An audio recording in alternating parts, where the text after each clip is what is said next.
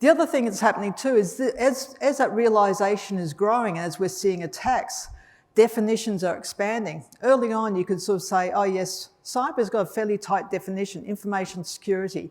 It is about the integrity of data, it is about the accessibility, it's about confidentiality, it's about that sort of, traditional information security definition of information security, of cyber.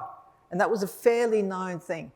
Now when you look at definitions in legislation, it's critical infrastructure, it's fraud.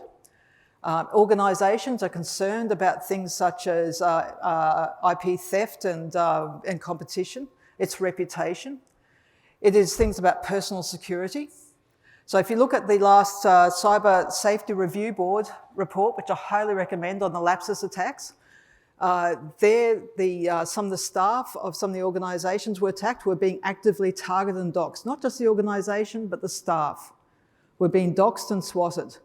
Now, if you want to take an expansive view, under our work health safety legislation, you may be held responsible for their well-being. It's entirely possible that someone may come along and say, actually, you're not taking care of our staff under those definitions. It's cyber stalking. It's starting to get into disinformation and so on as well. Your organisation might be used as a mean through spreading disinformation. So that scope of accountabilities and responsibilities is also expanded. So trying to talk to your colleagues about these things, there's a wide range of available ammunition here you can talk to them about. But the problem is, if you go in with that sort of fear tactic, you'll lose people fairly quickly. You've got to have the evidence base. You've also got to realise that context is everything. What's important to one organisation may be less important to another, although things like governance and legislation is starting to set a bit more of a base of what is of general concern. It's also going to be a case too that you might not think it's important, but it might be very important to your customers.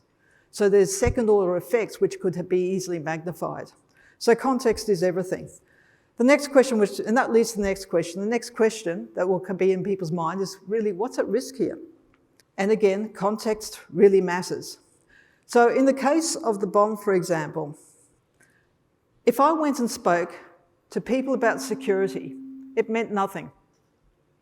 It actually was like waters off a duck's back. Because the bomb is a scientific organisation, it collaborates, it shares, it puts out its data all the time. But if I start talking to them about the integrity of operational forecasts, that meant a lot because it's an operational agency. This is what these people do, and they care deeply about it.